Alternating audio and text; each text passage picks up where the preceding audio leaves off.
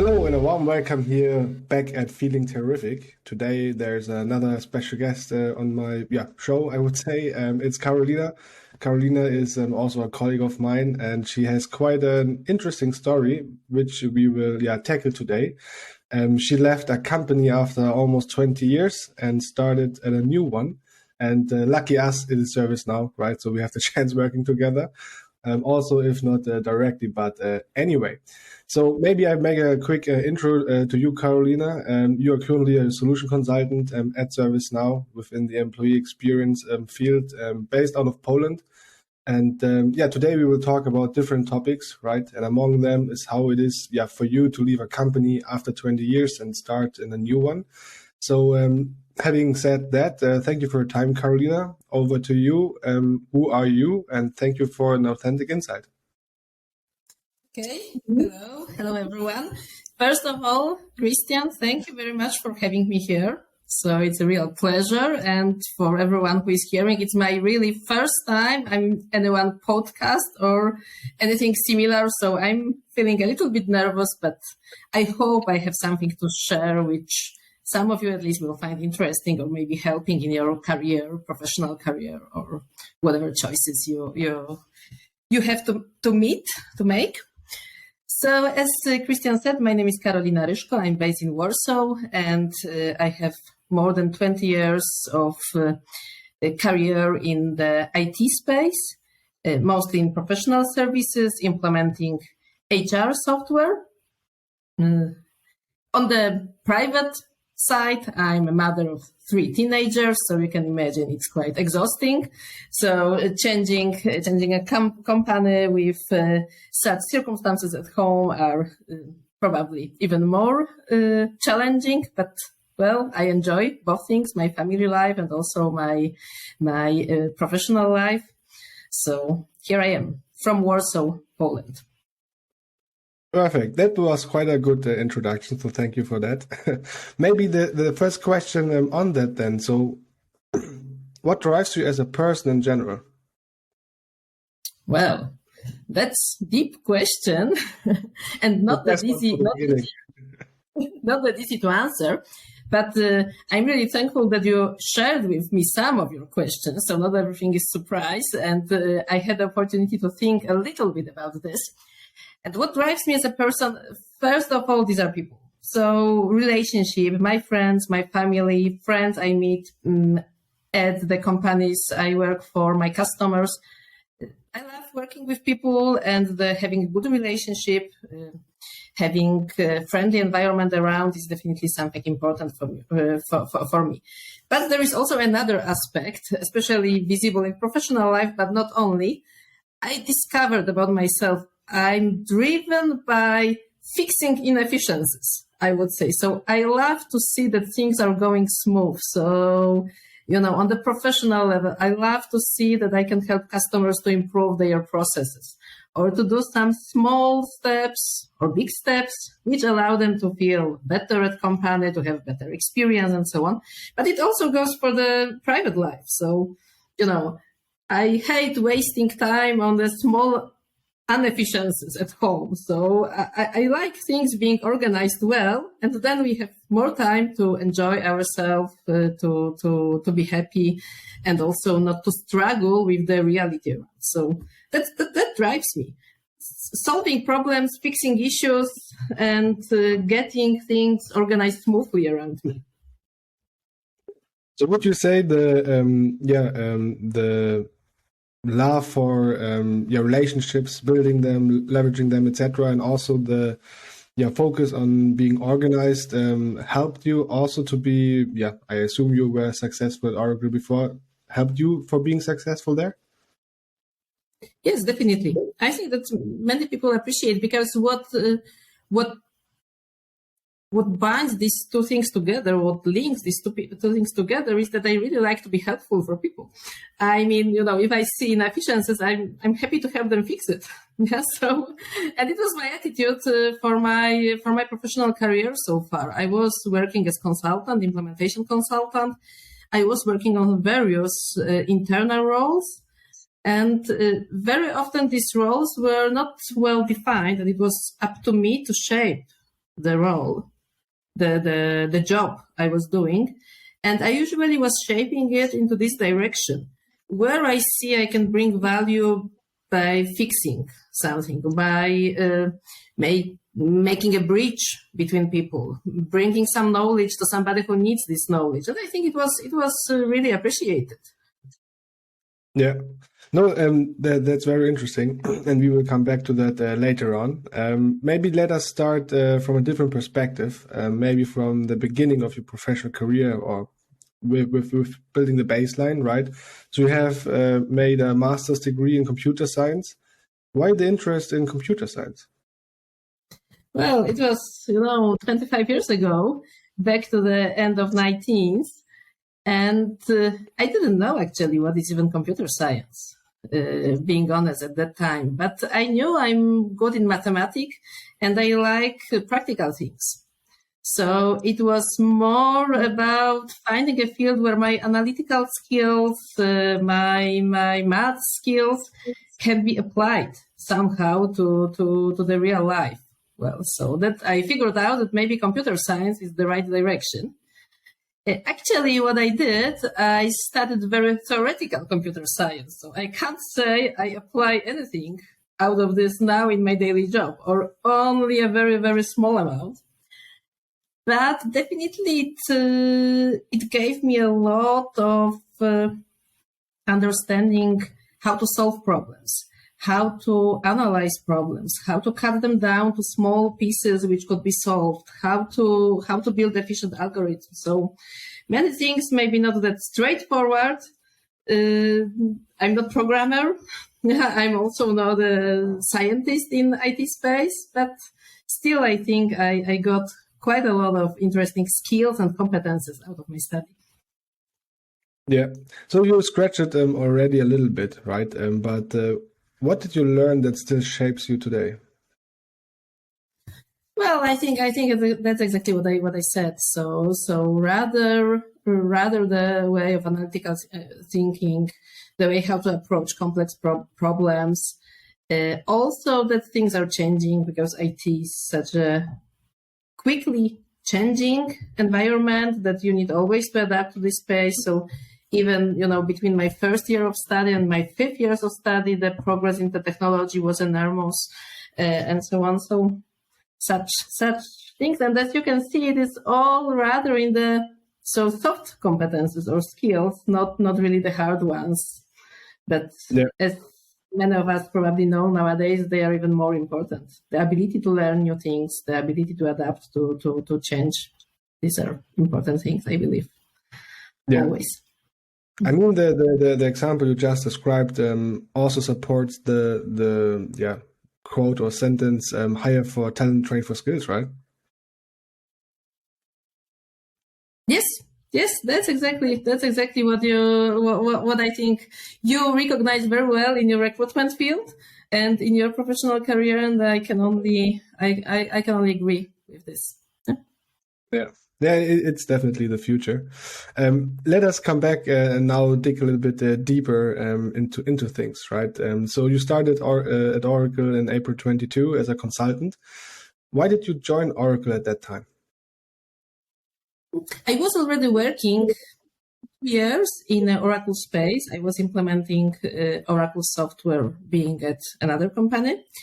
And Oracle, and specifically Oracle Consulting, was at the time really the top-notch experts. So I was amazed by the fact that I can join all colleagues which were more senior than I was, all experts in their field, all very professional, having interesting customers. So, well, I was simply glad that I can I can work alongside such great people. So it is really about people who brought me there. Yeah, and I knew these people from the, let's say, professional contacts, and really, it was my main reason to join Oracle. And that's all we can understand. It was apparently a good reason if I stayed there for over 20 years. Yeah, I mean, it stands for itself, I would say. So definitely, and I'm also glad that you mentioned the reason which I also think is quite the essential when it comes to the reason why staying in a company, and especially I think for over 20 years, right? The people. It's all about them, because with the right environment, of course, the company and so forth, but with the right environment in regards to the people, then you can really, also develop yourself, right? Yeah. Yes, definitely. So 5 different roles in 20 years. What was your thought process behind each one? Well, I'm not that sure that I really had a deep thought process behind each and every change. Some of them just happened to me and I accepted them. But I think it's also quite important ability to recognize which changes were happening to you just to accept and which should cause you looking for something else. Yeah, so some were just around and I took them. Some were really something what I thought about and, I planned for it. But I would say in every case of these changes, it was really, I was looking for something new, not totally new. I'm not a very brave person. So I'm not a person who will just jump into totally new area of expertise, thinking that I will become now expert in something totally new and I will risk everything. But after 2 or 3 years in every role, I felt that, well, I achieved what I could have achieved. I learned a lot, and now I'm not learning anymore. I'm delivering good job still. I'm good. I was usually rather recognized as a good worker or good performer. But I realized I'm not learning, and well, I'm not scared by any tasks coming to me, which means I wasn't challenged.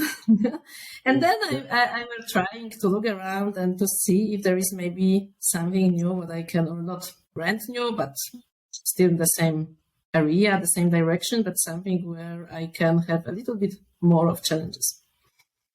Yeah. So what would you say then? How was your learning curve? Or how was your learning curve, or how was your learning curve looking like over those 20 years?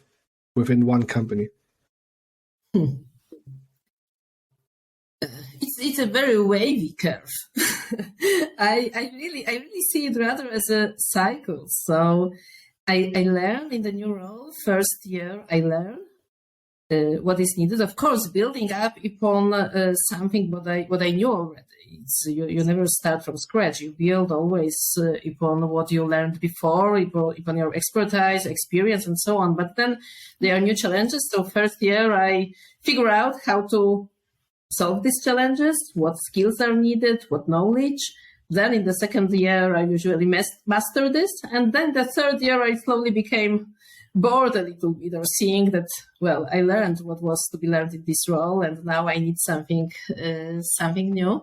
And especially that coming to the things which are driving me, I'm driven by challenges. So it's much more easier for me to learn something if somebody puts a task in front of me. Then I have a purpose and I learn to solve this task or to deliver to this task.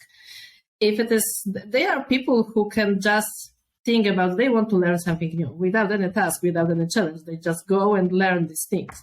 It's not me. Yeah, I need to see the problem, to see the challenge, and then I'm up to learn whatever is needed to solve it. Yeah, so that's how I learned over these 20 years, different things. But what is very important, I think, and especially in big companies, but I think it applies for everything probably, to look for help around. So learning doesn't mean you learn from books or you learn from courses. Learning also means asking more experienced people to help you, to share what they know, to give you ideas how to solve this. Ask them what they would do in this situation. So learning is not only trainings and formal learnings, for me at least. Yeah, no, it's really interesting. 2 things. First, I would say I don't know. Do you know the book Rookie Smarts by Liz Wiseman? No, I don't. A really good book, and it describes the mindset behind what you just said, right? So not being afraid of building and using and leveraging the network in areas where you might think you're an expert, but at the end you're not, right? And having this awareness is, I would say, yeah, it's essential. And the other thing was, what are you currently learning in your new role at ServiceNow? Because you said you are someone who needs a challenge, who needs a kind of a fixed point. What is it now? So what are you learning at the moment? Well, at the moment, I'm still, because I'm only 6 months at ServiceNow. So I'm still learning very hard and well-defined stuff. I'm learning ServiceNow products, first of all. So it's really coming back to almost the beginning of my career when I was learning Oracle products and so on. And I enjoy it because it's quite a long time I was really learning products very deeply. So now it's a little bit coming back to these IT roots. And as said, I like it. So that's definitely the one part. And the second is every company is different. So I need to learn a little bit different way of working. I need to learn such things like, who are my supporters in this company, where to reach out for help, for anything I need to know. So this another story, how to learn, how to work with much younger people than in Oracle. That's very interesting as well. So from this perspective, it is a little bit different. I would say that comparing to with whom I worked in Oracle, now the average is 10 years lower, probably. So that's also something interesting. And these colleagues, especially the younger colleagues, are using much different, even technologies, how they, prepare videos or such things, from different editing stuff, creating whatever presentations in the tools, which I didn't use before because I was very, traditional PowerPoint user, and that's it. Yeah, so, well, I'm learning new products, new techniques, new technologies. Well, that's mostly this. Yeah, no, that's very interesting, and I wish you a lot of joy during this time. But how do you feel about this? I mean, you mentioned that you like it and it's new and it feels like in the beginning of your career, right? But how do you really feel about this journey, I would say?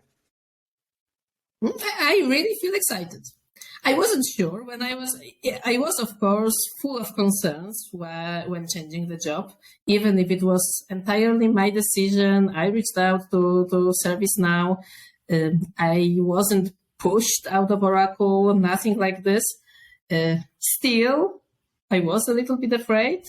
It was a big change, but I'm enjoying. I'm enjoying. I learned about myself and my abilities to handle big changes as well during this process. And I'm happy for what I learned about myself so that I can handle it quite well. And that's good to change environment. That feels good to learn new things. Feels good to work with new people, younger people. And on another hand, maybe a little bit thanks to COVID and the pandemic, it wasn't that huge change in terms of how my daily work is conducted. I mean, after 2 weeks in ServiceNow, I realized that basically the nature of my work didn't change that much. I sit at the same desk, I open my laptop, I sit on the Zoom calls discussing HR stuff with people from around the world. So basically, it is exactly what I did the last 3 years in Oracle. I opened my laptop and I discussed some HR stuff over Zoom. I would even say that some of the faces were the same. I wasn't the only one transferred from one company to another. So even some of the participants of these calls were the same, not many, but still. So on one hand, it's a big change. On another, if you look from this perspective, not that huge. That's so interesting. Yeah. Anyway, it's interesting for me. Oh, perfect. Maybe let's have a different perspective now on personal development per se, right? What role did the right perspective on personal development play during your time at Oracle? What is the right perspective on personal development? That's the question. I mean, it might be individual, right? Or individually. So the question is for you. Well, first of all, I think it's really so. So you named it the right perspectives. I think it's very proper because everyone has different perspective on the personal development and different aspects, even how to approach it. And even during your life, it changes. So you have different perspective on personal development when you are just joining your career, just starting your career, have no family, no big obligations outside of your work, and you only think about how to develop yourself and your career. And then you became a parent of 3 kids. And you are so exhausted sometimes that you really don't want to think about anything, not mentioning any additional task like personal development. I think it's also recognize and accept this, that not everyone and not every time you need to concentrate on your personal development. So there are periods in your life when you have the opportunity, and it's important to spot this window of opportunity, to focus on this, to invest in yourself. And sometimes it's better just to sit down, relax, and tell yourself, that's the moment. I simply need to enjoy the moment. And I don't need to think about how to make myself better and better and better. So that's one of the things I was probably trying to do in my life. So it wasn't always the same perspective on personal development. And definitely I'm not the person who was having personal development plans for 20 years, 10 years, 5 years, and so on.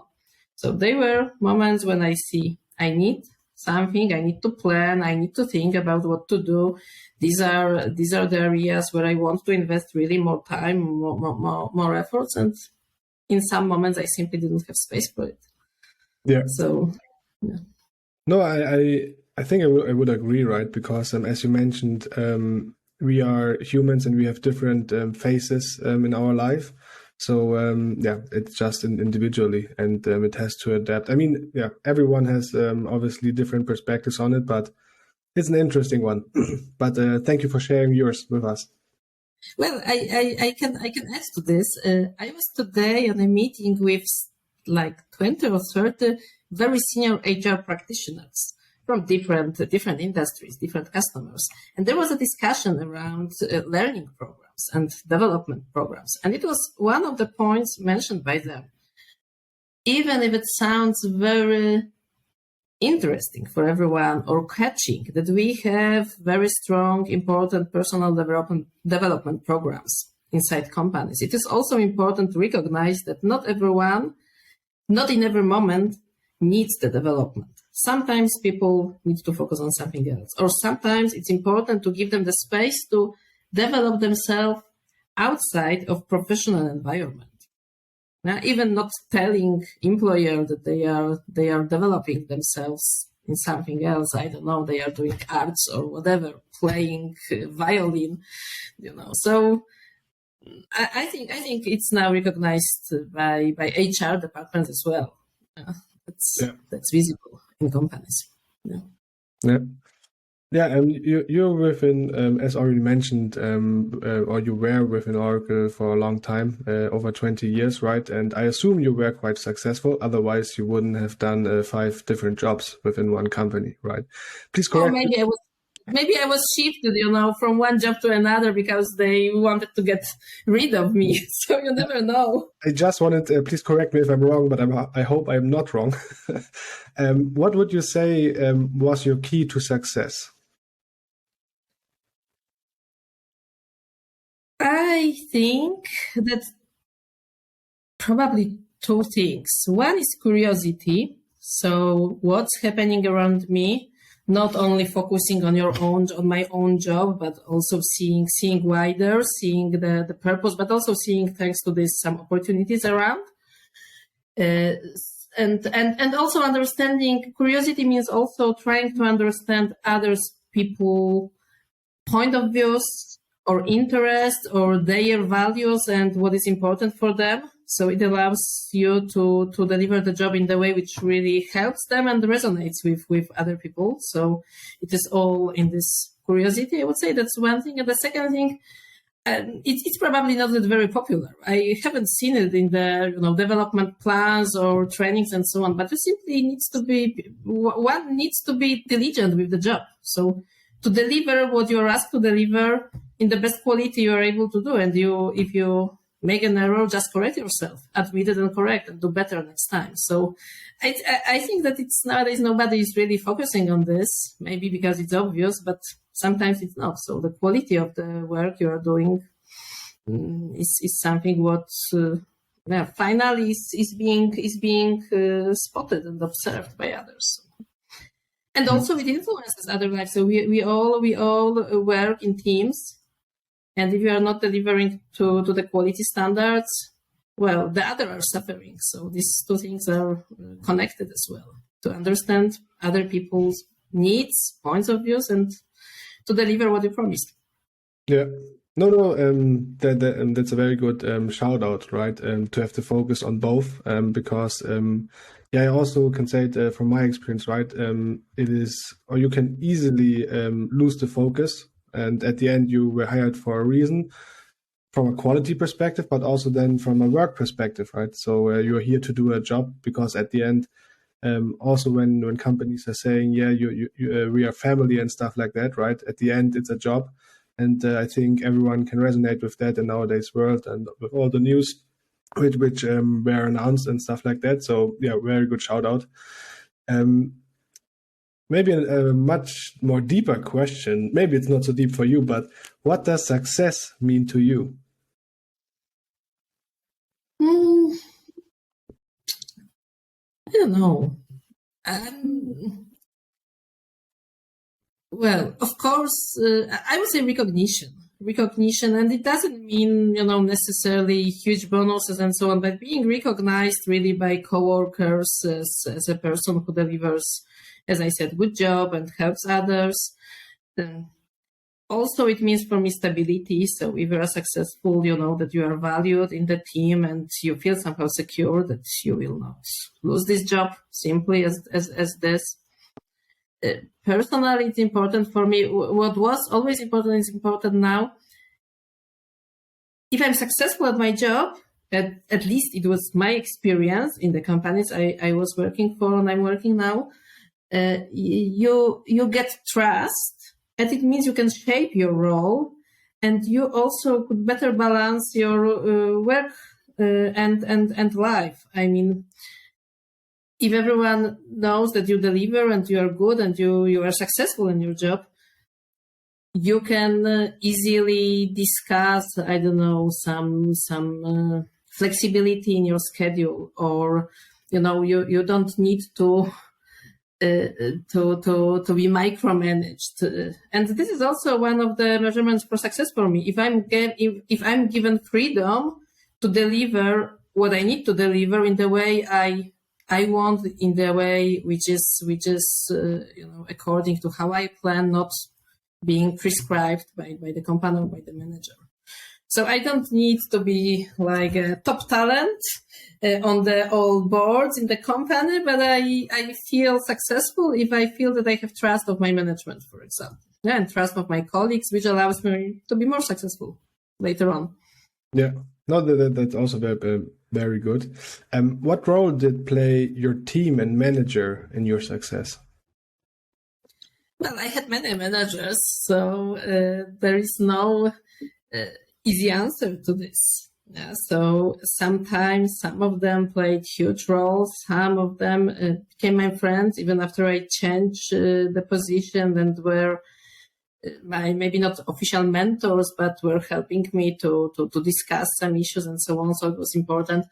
There were managers who allowed me to grow. So even if it was hurting them because they needed them to replace me in their team, they were really committed to help me succeed, change the role, go for some next positions and so on. So, well, I can't say anything really bad about any of the managers, but they were different personalities, different influence to my life, and but everyone played a role. I would say everyone played a role in different ways. Yeah, but isn't that also the right perspective? Again, to acknowledge that everyone is different and to learn from everyone different things. Well, I think that's obvious. you can't learn from the same thing from everyone. So yes, and but also I think it's important that even if they are people, I don't know, on the first view, I don't know, you don't like, or you think that you can't learn from them anything because, I don't know, you don't trust them. I think that there is always something to learn from everyone. Yeah, so that's important. There is also always a key to everyone. So if you understand what drives the person, what is the person goal, you can better connect and learn something new. Yeah. Yeah. You also just mentioned it, right? Mentorship. Did you have one or more? Not really. I was once in the mentoring program, and I wasn't a very big fan of this, frankly speaking. And I tried, and I think I get help from many people I trusted, also senior people, managers, VPs, with which I connected informally, and when I needed to discuss some of my decisions or the next steps or whatever problems I had in the company, I always was able to find somebody more experienced who was ready to share his experience on this. I wasn't in any mentoring program, so I was in one, but I wasn't very happy from this program, being honest. And well, I'm not seeking for another one. I don't know. I don't feel like a good candidate for such a long-term, very precise program. Yeah. No, but it's really interesting because sometimes you need a framework and sometimes you don't, right? So it's good to see that, or how and that you leveraged your network internally. But I would also say without the right standing, which comes from delivering, you wouldn't be having the opportunity or the chance to have had the chance to have conversation with such good people, right? That's probably true. That's probably true. So it's not granted that you have access to such people who can help you with some decision or simply discuss with you some challenges.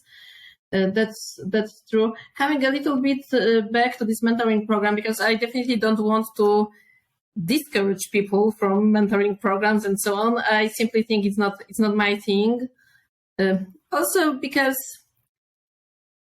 too often what I observe in my colleagues, it is going to more to intimacy, I would say. So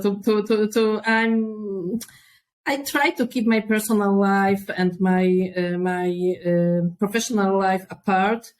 And some of the mentoring programs I observed were really focused on things like important things like values, emotions, and so on, how you react to certain things. And then for me, it's too quickly going into almost mental therapy kind of discussion, which I simply prefer to have with my doctor, not with my mentor. Yeah? And you can't get apart the things, how you emotionally react at work, from what drives you or how are you as a person. So that's why I'm rather a little bit reluctant to this. But I think that there are many people who are very happy with mentoring programs, coaching programs, whatever they need. Yeah, so I think that everyone needs to recognize own abilities and own needs. Yeah. No, definitely. Again, everyone is different, right? Coming back to kind of your perspectives when you moved from Oracle to ServiceNow, right? How did you find out that it was time to move on?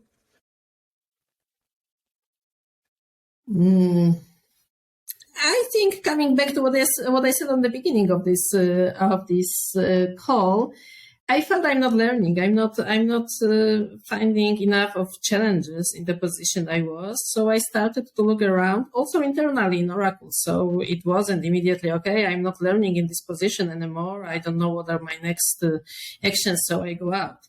No, I was looking. I was applying internally for some positions, but then, frankly speaking, it is because of employer branding as ServiceNow. So I was observing ServiceNow now quite a few years, I would say already, how the company is performing on the market. I thought it's a very interesting company, but they were not in my region. So there was no ServiceNow in CE. So I couldn't join the company. And then, it was like coincidence. I was thinking it's time to look for a new role, probably still inside Oracle. And then I saw that on LinkedIn, the announcement that ServiceNow is coming to Poland. So I think, oh, well, maybe it's a sign. I should try. Yeah, so that's how it started. That's how it started. Yeah. So when you made the decision, right? How did you feel about it? Sad.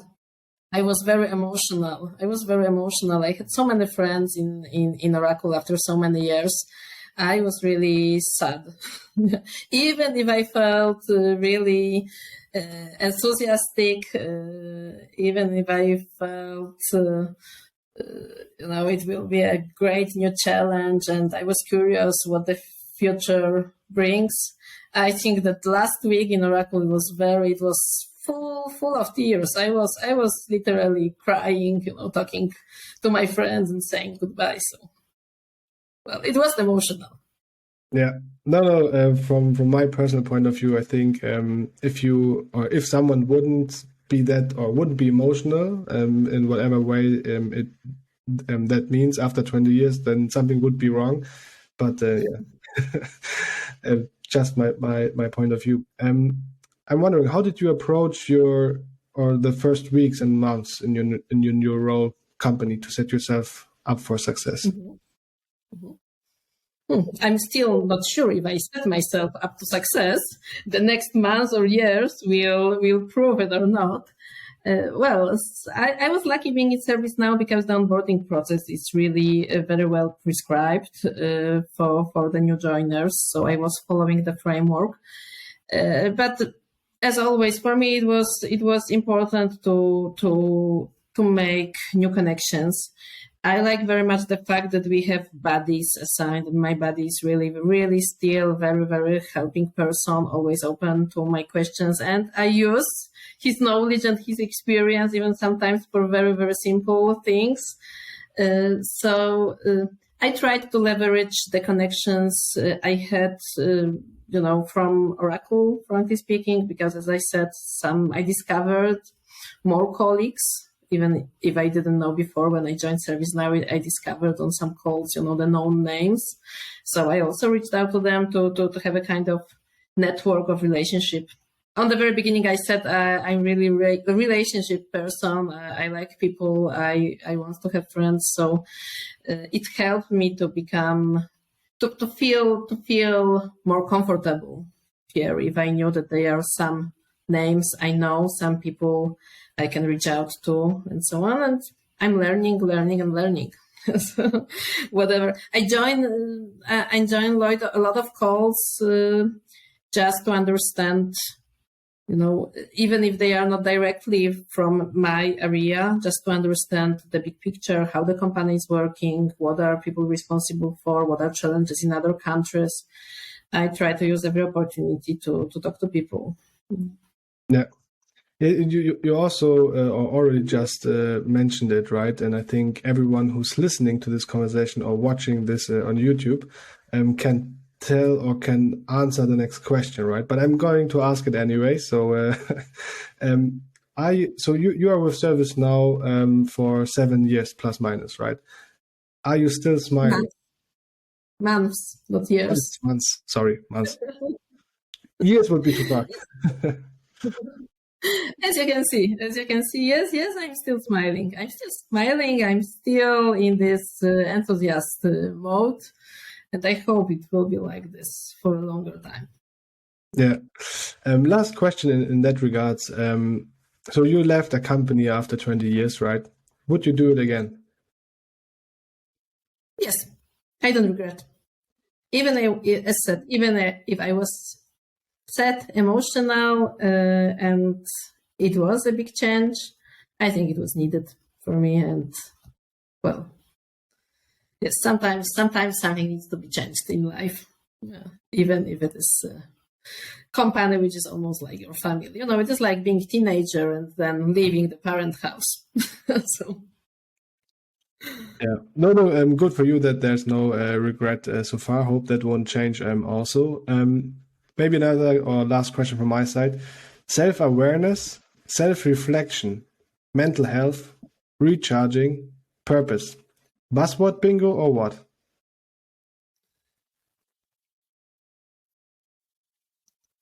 well, buzzwords, but not only.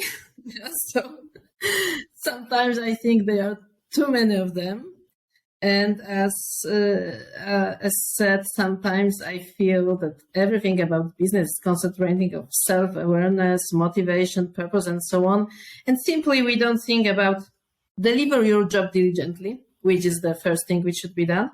But on the other hand, I think it's good that the awareness is raising, because you know you can't only work as a hamster in a circle or so on. So it is especially self-awareness. I would say it is very important to understand what are your limits, to understand what drives you, to understand where you need help of other people and to reach out for this. I think that's very important. Yeah. Yeah. No, perfect. That's all for today, I would say. Thank you very much for your time, Karolina. But over to you for the last words. Thank you, Christian. I really don't feel like a person who should pass some, closing words to the audience. Thank you very much for having me, for listening to my story. I hope it was a little bit interesting for someone.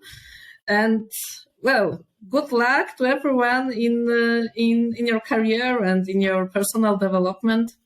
What I can say, spot the opportunities and then see if you want them, or I think all is okay if you go for the change or if you stay where you were. So well, all depends on the person, all depends on the moment in the life. So no closing words which are same for everyone.